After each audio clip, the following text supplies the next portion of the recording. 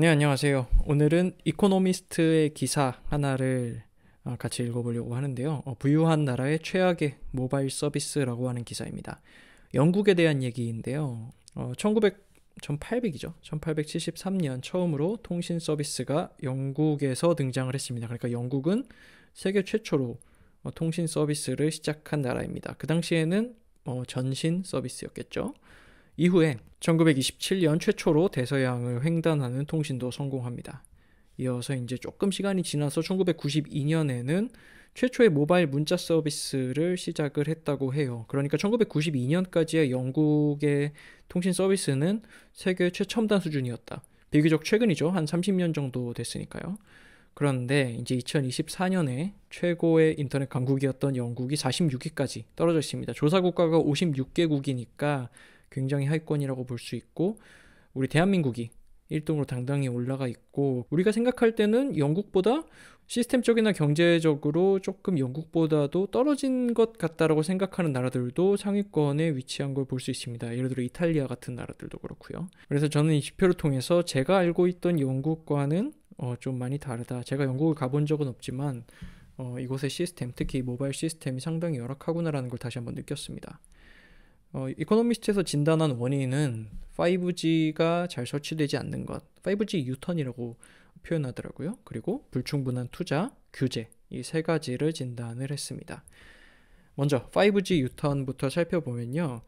영국은 저기 상단에 있는 이 브랜드 로고가 4개의 가장 큰 통신사인데요. 이 4개의 통신사들이 화웨이의 장비를 구매해서 2020년까지 5G를 세팅하고 있었습니다. 그런데 여러 방면을 통해서 미국이 로비를 했고, 당시 이제 미국과 중국의 경제적인 대립구도가 많이 심해졌던 시기이기 때문에, 그래서 모든 장비들, 특히 화웨이 같은 통신 장비들을 철거를 할 수밖에 없었고요. 또 미국의 영향을 크게 받을 수밖에 없는 영국 입장에선 좀 어쩔 수 없는 선택이었다고 생각도 됩니다. 그래서 다시 다 계약하고 다시 이제 물품 사서 개발 착수에 들어가는 중이라고 하니까, 이런 게 이제 어떻게 보면 뒷걸음질 치는 그런 원인이었다고 판단을 했고요. 두 번째는 투자 부족 문제였습니다. 일단 5G는 스탠드얼론과 논 스탠드얼론, 줄여서 SA와 NSA로 나뉩니다. 이 두 개 중에 스탠드얼론 같은 경우는 혼자서 이제 작동할 수 있는 5G라고 생각하시면 되고, 논 스탠드얼론은 이제 4G망에 의존적인 5G라고 보시면 돼요. 영국의 5G는 기존 이제 4G망 활용하는 논 스탠드얼론 방식으로 4G에 이제 추가 요금을 더 내는 플랜을 구입하는 형식이었습니다. 그런데 이렇게 되면 이제 4G를 많이 쓰는 그런 혼잡 지역에서는 5G 성능도 이제 떨어지는 효과를 받게 됩니다. 그래서 이게 5G인데 사람 많은 곳 가면 5G의 역할을 전혀 하지 못하는, 그러니까 종속적인 기능이 되는 거죠. 근데 이제 자율주행이나 우리가 사물 인터넷 같은 좀 혁신적인 기술을 위해서는 언제나 빠른 속도를 구현을 해야 하거든요. 그러기 위해선 통신이 혼잡한 그런 것과 상관없는 빠른 속도를 구현하기 위해 스탠드얼론 5G가 필수적입니다. 이코노미스트 그리고 영국 정부가 생각하는 예상 투자 금액은 16조 원 정도인데, 필요한 투자 금액이 30조에서 44조, 그러니까 너무 차이가 많이 나죠. 2배에서 크게는 뭐 한 3배 가까이도 차이가 나는 것 같은데, 그래서 이 투자 금액과 필요한 금액에서 너무 차이를 많이 보이고 있다. 이런 게 또 하나의 문제점이었고요. 네, 마지막으로 지적한 건 통신탑에 대한 규제였습니다. 네, 2022년에 이제 30m 미만 마스트를 세우는 규제가 완화되었는데요. 여기서 마스트에 대한 설명을 하면 이런 통신탑이에요. 익숙하지 않은 듯 하지만 그래도 어느 정도 한 번, 두 번쯤은 봤을 만한 그런 통신탑, 이걸 마스트라고 합니다. 그런데 이제 22년에는 30m 미만 마스트는 통과가 됐지만 30m 미만으로는 적은 범위밖에 감당이 되지 않는다고 합니다. 그래서 30m 이상의 높은 마스트가 필요한데, 그 이상을 지으려면 6개월 정도 이제 결정 기간이 필요하고요. 그리고 그 지역의 반대도 상당히 심하다고 합니다. 네, 지역 반대는 공사 기간을 좀 기하급수적으로 늘리는 영향도 있기 때문에 상당히 영국의 통신망 구축에 장애물로 작용을 하고 있다고 하네요. 현재 문제는 이제 좀 미래에도 영향을 미치고 있다고 하는데요. 네, 이제 6G까지 등장을 했고 실험실 환경이긴 하지만 5G 통신보다 100배 속도를 기록을 하고 있다고 합니다. 옆에 있는 그림을 보시면 이제 비교했을 때 5G가 5시간 걸리는 용량의 전송을 이제 18초 만에 진행을 할 수 있는 굉장히 빠른 기술이죠. 6G 통신의 인프라 역시 부분적으로는 5G 인프라에 의존할 수밖에 없다고 합니다. 아마 초기 단계라서 그런 것 같아요. 그런데 5G 자체도 제대로 시작하지 못했는데 영국 입장에선 여기 이제 비교하면 5G는 자동차, 그리고 아니죠, 4G 같은 경우는 자동차, 5G는 비행기, 그리고 6G는 이제 로켓을 그려놓고 있는데, 미국이나 중국 그리고 우리나라도 마찬가지지만 이런 통신 선진국들에서는 6G를 바라보고 가고 있는데 영국은 아직 5G도 제대로 구축이 안 돼 있고, 어떻게 보면 4G 단계부터도 조금 구축이 잘 안 돼 있다고 보면 될 것 같아요. 과연 이 문제를 어떤 방식으로 풀어나갈지 상당히 좀 해결하기 어려운 과정이 될 것 같습니다. 여기서 좀 멈추지 않고 우리나라는 어떤가 이코노미스트 기사를 기반으로 비슷한 기사들을 좀 찾아봤는데요. 한국도 마찬가지로 한 5G 이용자 중에 33%가 혼잡 장소에서 문제를 겪는다는 기사를 하나 발견했습니다.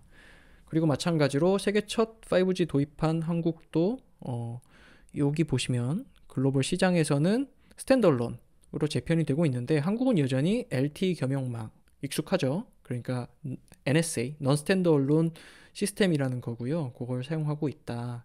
당장의 실익이 없기 때문에, 스탠드얼론 기술에 대한 수요가 당장 없기 때문에 투자하기가 조금 꺼려진다라는 기사였는데, 어떻게 보면 저희가 이제 통신 선진국이라고 하는데 하고 있는 말은 조금 영국과 비슷한 것 같았어요. 지금 당장 넌 스탠드얼론으로도 괜찮으니까 일단 버티고, 그리고 실익이 없으니까 굳이 뭐 스탠드얼론으로 이게 전환할 필요가 있겠냐, 그런 이야기를 하는 것 같은데 조금 걱정이 되는 기사였습니다.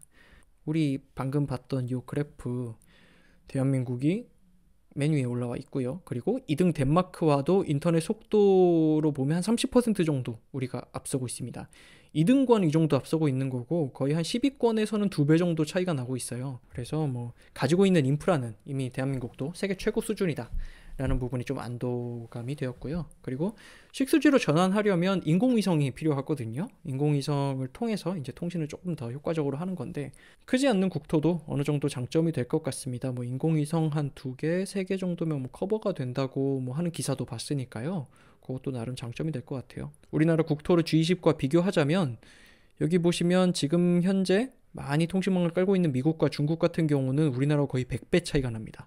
그러니까 그 나라들에 비해선 우리 한국이 굉장히 유리한 위치를 차지하고 있고, 여기 유럽의 국가들과도 기본적으로 3배 정도, 영국이 조금 작긴 하지만 기본적으로 한 3배, 4배 정도 차이가 나기 때문에 대한민국의 통신 속도가 이들 이상으로 느려지기는 쉽지 않겠다라고 생각을 많이 했습니다. 쉽게 따라잡히지 않겠다라는 안도감이 일단 들었고요. 하지만 투자 자체가 조금 걱정스럽긴 했습니다. 기사를 타고 가다 보니까 이제 2022년 예비 타당성 조사 보고서까지 제가 들어가 보게 됐는데, 여기 보시면 총 사업비 6,252억. 방금 기억하실지 모르겠지만 영국 입장에서는 19조 정도 투자한다고 봤거든요. 근데 과기부에서 하는 그런 추진하는 사업임에도 1조 원 수준이 안 되는, 근데 1조 원이 안 됨에도 여기 6G 조기 상용화를 통해 글로벌 6G 시장 선도하겠다는 굉장히 당찬 포부를 달고 있는 거 보면 솔직히 좀 걱정이 안 될 수가 없습니다. 다른 나라 19조, 그리고 필요 요건은 뭐 30조, 40조 대의 필요 요건을 5G에 그 정도 투자를 해야 한다고 하는데, 물론 뭐 영국 입장에서는 우리나라보다 훨씬 열악한 환경이기 때문에 더 많이 든다고 해도 대한민국 정도의 경제 수준에서 6천억은 좀 작아 보였거든요. 그래서 한 1조, 적어도 조 단위의 예산이 투자되어야 되지 않나 하는 생각이 좀 들었습니다. 잘하고 있다고 살짝 좀 방심하고 있는 느낌을 받았고요. 물론 저 같은 개발자 같은 경우엔 이제 통신 인프라가 단순하게 이제 사용자 경험뿐 아니라, 그러니까 모바일 사용하는 유저들, 인터넷 유저들의 경험뿐 아니라 IT 산업 전반에 조금 영향을 미치기 때문에 조금 더 걱정스럽게 바라보는 것도 있는 것 같아요.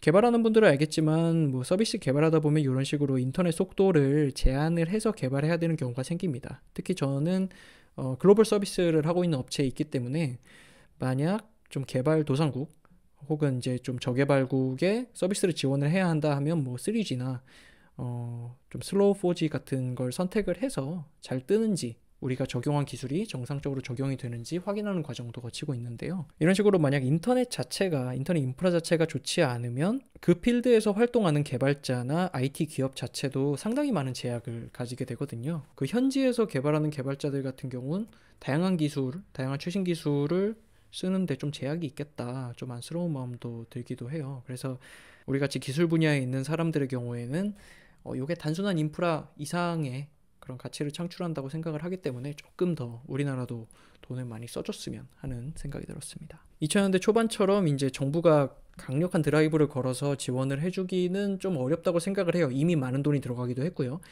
그런데 그래도 모쪼록 좀 세계 수준에서 지금 이미 잘하고 있으니까 이 잘하고 있는 수준을 잘 오랫동안 유지를 했으면 좋겠다는 생각을 많이 하게 되는 하루였습니다. 마지막으로 이제 1901년 영국 기준의 이제 통신망 지도를 가져왔는데요. 이스턴 텔레그라프라고 하는 이제 망 회사에서 만든 지도인데 이 당시를 보면 영국을 기준으로 이렇게 대서양 해저 라인도 이미 1901년에 깔았고요. 유럽 쪽은 굉장히 짱짱하게 대서양과 유럽 쪽은 잘 구성이 되어 있습니다.